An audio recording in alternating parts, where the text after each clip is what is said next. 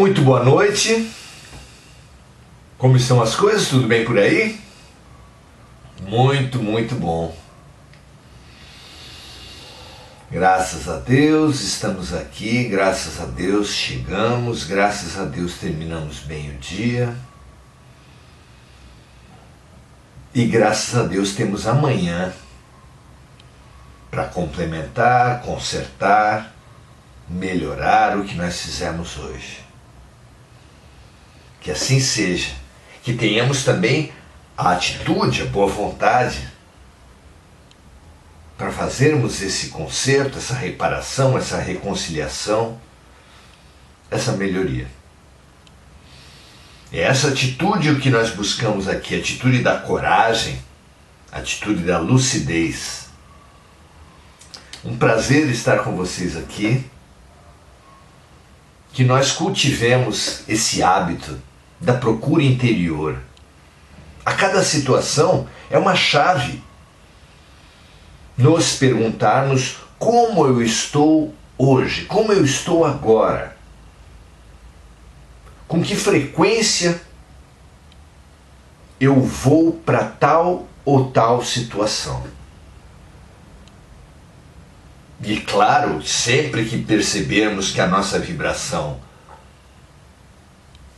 cai, atuarmos para melhorar. Na fabulosa receita de Jesus, vigiar e orar para não cairmos.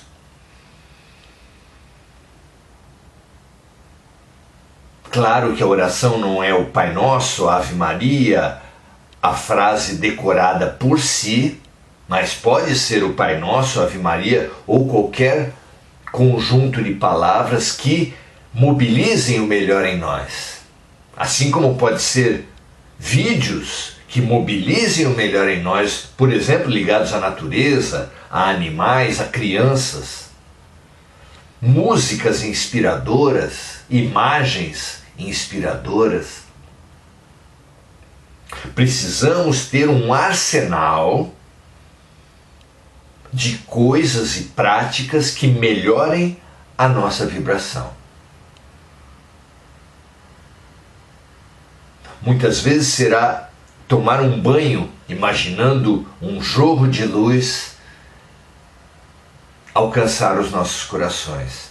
Muitas vezes será abraçar uma árvore, colocar o pé no chão, caminhar na praia. Muitas vezes será a prática lúcida e efetiva de respirar conscientemente, como quem se nutre de luz e se limpa das sombras. Essa autoconsciência é fundamental.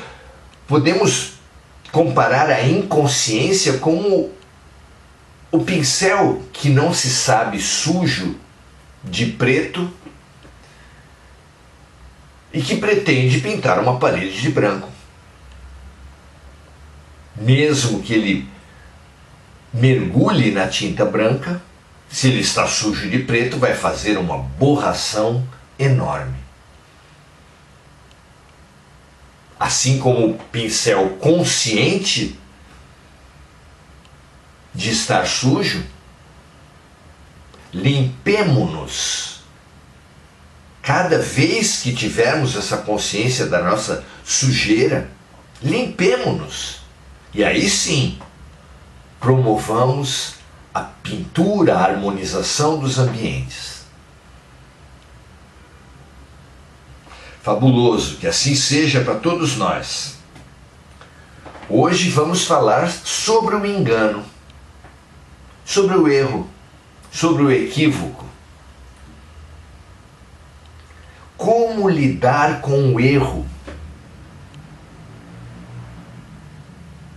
Vivência tão frequente nas nossas vidas, o erro dos outros para conosco, o erro nosso para com os outros, mas como lidar com o erro?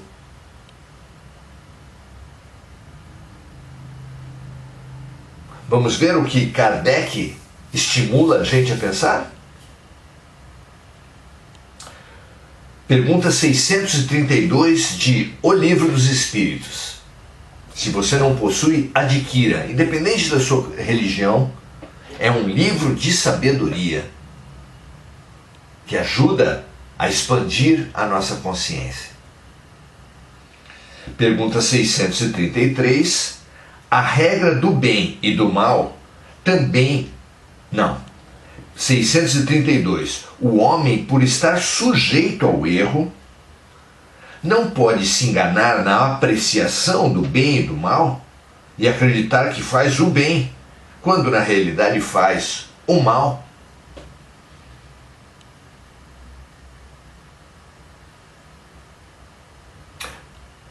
O senso moral, a clareza ética, a certeza do bem e do mal são a grande conquista que nos possibilita muitas conquistas mais. É a vara de pescar. Se o ato correto é o peixe, o senso moral, a lucidez ética é a vara de pescar. Mas, pergunta Kardec, o homem, por estar sujeito ao erro, não pode se enganar na apreciação do bem e do mal? De acreditar que faz o bem quando na realidade faz o mal? Os Espíritos respondem assim: Jesus disse: façam aos outros o que gostariam que os outros fizessem a vocês.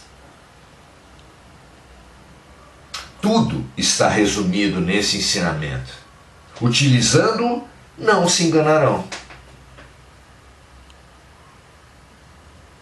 Sempre que estivermos em dúvida sobre o bem e o mal, o certo e o errado, coloquemo-nos na posição das pessoas que serão afetadas pelos nossos atos e perguntar: eu, se estivesse na posição dos outros, gostaria de sofrer tal atitude que eu penso em realizar? É um critério lúcido, claro, funcional e prático. Vocês não acham? Por isso é chamado de regra de ouro. Guardemos esse ouro nas nossas almas. Ele é muito mais valioso que o minério, que a moeda, que o poder. Essas ilusões que nós buscamos como se fossem a própria realização, como se fossem a própria felicidade. Agora sim, pergunta 633. A regra do bem e do mal também pode ser chamada de reciprocidade ou de solidariedade, como nós vimos acima. Entretanto, pergunta Kardec, o homem não pode ter reciprocidade ou solidariedade para consigo mesmo. Sendo assim, ele encontra na lei natural um guia seguro para distinguir o bem do mal? Respondem os Espíritos: quando alguém come em excesso, isso lhe faz mal. Podemos ampliar isso quando alguém fala alto em excesso. Isso faz mal para quem fala alto e para as pessoas à sua volta. Quando alguém usa força em excesso, vai fazer mal tanto para quem receber a sua força em excesso, quanto para si mesmo, é claro. Continuam os Espíritos: é Deus quem dá ao homem a medida do que ele necessita. Sempre que ele ultrapassa essa medida, é punido, assim como ocorre com todas as coisas. Exatamente esse excesso ocorre porque não nos examinamos, não utilizamos essa medida do excesso que está em nós. Se antes de ir para uma refeição, constatarmos que estamos ansiosos, angustiados, harmonizemo-nos primeiro com uma oração. Por exemplo, harmonizando o ambiente em que vamos comer com uma música, se for possível. Pelo menos uma música para nós mesmos. Antes de comer, indo ao banheiro para lavar as mãos, joguemos água no rosto. Imaginemos essa água como um jogo de luz em nós mesmos. Tenhamos ferramenta de harmonização e utilizemos essas ferramentas através da autoobservação. Vigiai e orai. Porque assim, indo para a mesa, indo para a cama, indo para uma conversa, indo para uma reunião, harmonizados, certamente evitaremos os excessos. A ansiedade não nos faz comer demais, usar força demais, a angústia, a tensão.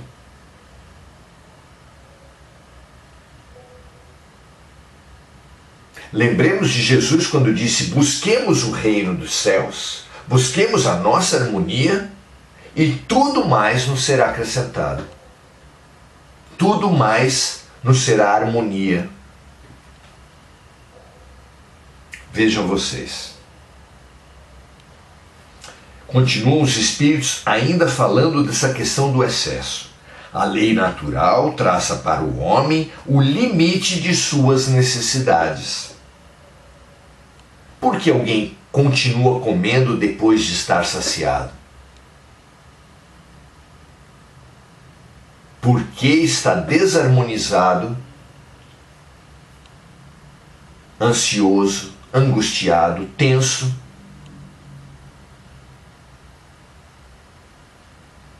Acabando por comer muito mais do que realmente necessita, do que é saudável para ele. Indo para o trânsito, angustiado, ansioso, também colocamos velocidade em excesso, intensidade em excesso, brigando no trânsito, brigando no trabalho, brigando na conjugalidade, brigando na família, no condomínio, aonde for. Nada em excesso, disse o oráculo de Delfos.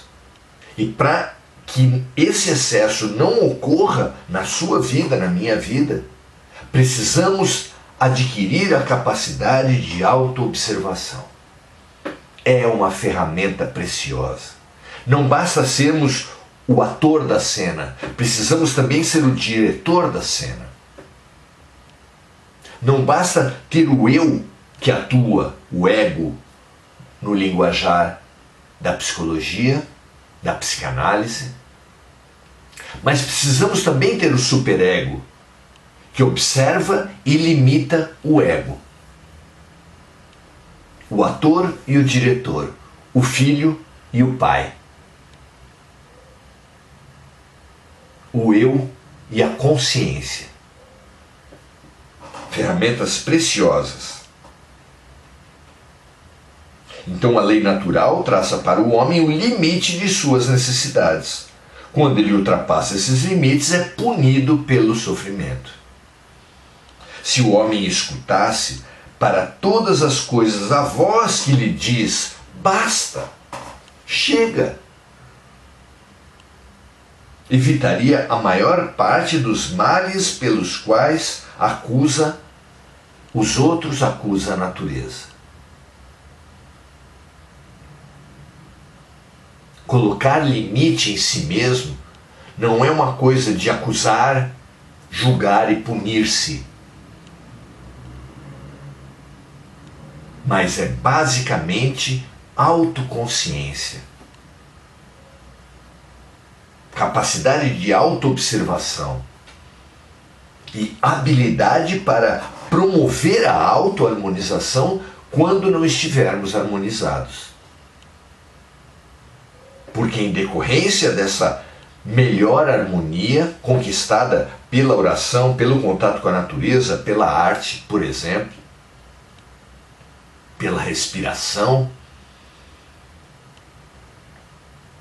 tudo o que nós fizermos depois será mais pacífico, mais harmonioso, mais produtivo, inclusive, sem excessos. Pergunta 634, a última do dia de hoje, em que estamos discutindo a reciprocidade, em que estamos discutindo o mal, aqui concebido como o excesso. Na filosofia dos antigos, a mesma coisa. Há uma confluência nesse sentido, e é só observar o dia a dia, a si mesmo, durante a vida, durante o dia, ver como o excesso está na matriz de grande parte dos males na nossa vida. 634. Por que o mal moral está na natureza das coisas? Deus não poderia ter criado a humanidade em melhores condições, sem o erro, sem o mal moral? E os espíritos respondem assim: já dissemos que os espíritos foram criados simples e ignorantes. Isso está na pergunta 115 desse O Livro dos Espíritos. E fomos criados simples e ignorantes para nos movermos, para nos impulsionarmos à melhoria, ao aprendizado, à expansão de consciência. Deus deixa que o homem escolha o seu caminho. Tanto pior para ele se escolhe o caminho do mal, sua caminhada será mais longa.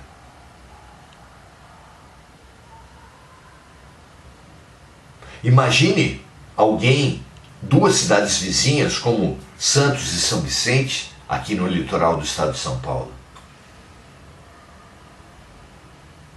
Se a pessoa quiser ir de uma cidade para outra e for no sentido certo, chegará rapidamente. Mas ele é livre para fazer a escolha errada. Porque a pessoa que faz a escolha errada, que adota um caminho muito mais longo, sofrerá mais. Mas ficará muito mais desperta, alerta, para a próxima vez que escolher um caminho, utilizar o aprendizado da escolha equivocada para adotar o bom caminho. O problema não é errar. Errar faz parte da natureza, ninguém aprende sem errar. O problema é demorar para perceber o erro. O problema é repetir o erro.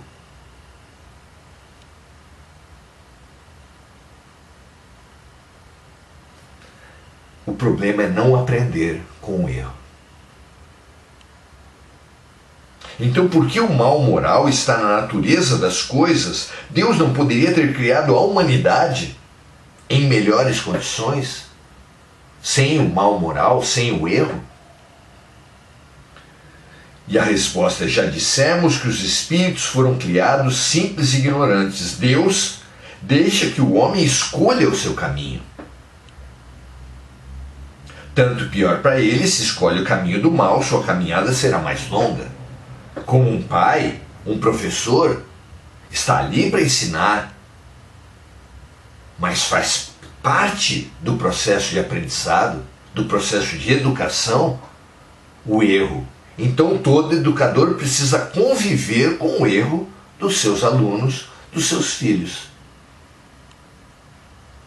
E estar do lado, e pensar junto, apoiando, de forma a favorecer que aquele erro gere um aprendizado e gere acertos no futuro. Patético, infantil mesmo, querer viver numa sociedade sem erros, numa vida sem erro. O erro faz parte do aprendizado. Cuidemos para fazer do erro acertos, através da reflexão, da consciência, do estudo do mundo e de si mesmo, do aprendizado, enfim. Continuam os espíritos dizendo: se não houvesse montanhas, o homem não compreenderia que se pode subir e descer. Se não houvesse rochedos, não compreenderia que existem corpos duros.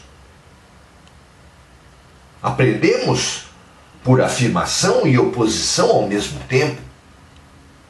Quando um menino aprende o que é ser homem, aprende por imitação a outros homens e por oposição a mulheres.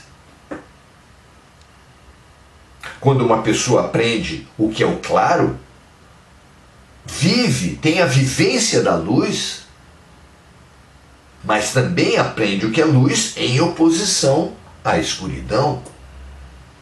Quando aprende o que gosta, opõe-se ao que não gosta. A vida, o aprendizado, sempre se dá por afirmação e por oposição ao mesmo tempo, não é? O espírito precisa adquirir essa experiência. É fundamental errar, vivenciar a sombra, para gerar a força de vontade e a lucidez de buscar a luz. O espírito precisa adquirir experiência e para isso é necessário que conheça, que vivencie o bem e o mal. Não apenas ele mesmo errando, mas refletindo, observando as atitudes dos outros, aprendendo com a atitude dos outros. É por isso que a compaixão, o colocar-se no lugar dos outros, é por isso que o serviço, fazer aos outros o que gostaríamos que o outro nos fizesse, não é santidade, não é pureza, não é um atributo exclusivo dos santos, mas é um atributo dos lúcidos. Porque é o atalho, é o grande caminho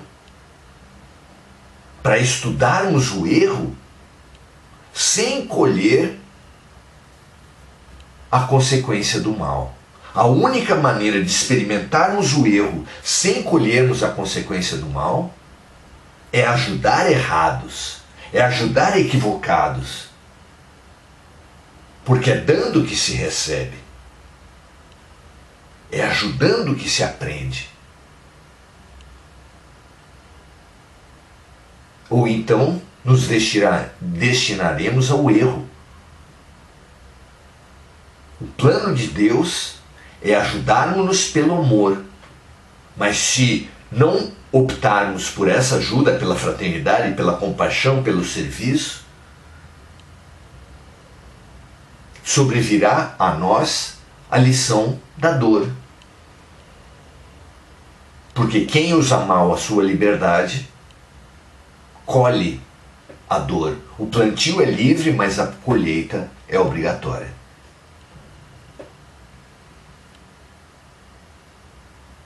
É por isso, fecham os espíritos aqui, que existe a união do espírito com o corpo físico. Porque nós temos uma espécie de cegueira ética. Na nossa primitividade, na nossa ignorância, nós temos uma dificuldade de entender realmente o que é certo e errado. E a matéria explicita as questões éticas, as questões morais, explicita as desarmonias e as harmonias. A matéria é como o papel que ao receber a impressão de uma imagem que está no celular, no computador, no tablet. Ele concretiza uma imagem virtual. Da mesma forma, a matéria concretiza as nossas desarmonias em doenças, concretiza as nossas desarmonias em experiências conflitivas.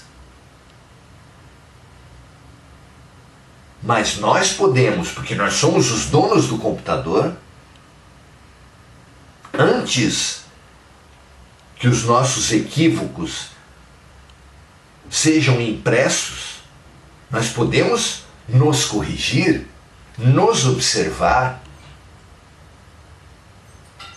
Podemos e devemos, porque assim nos abstemos de viver a dor. Foi isso que Jesus nos disse na parte final do Pai Nosso. Não nos deixeis cair em tentação, e assim, livre-nos de todo mal. Se nós tivermos autoconsciência, autoobservação, evitando cairmos em tentação, nos livraremos de todo mal.